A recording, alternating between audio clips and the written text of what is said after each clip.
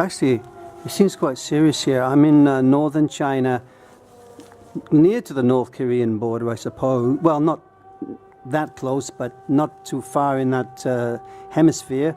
And the air raid alarms are going off here. You know, they used to use in the Second World War. And apparently my Chinese friend said they don't go off. So it must be preparation for something.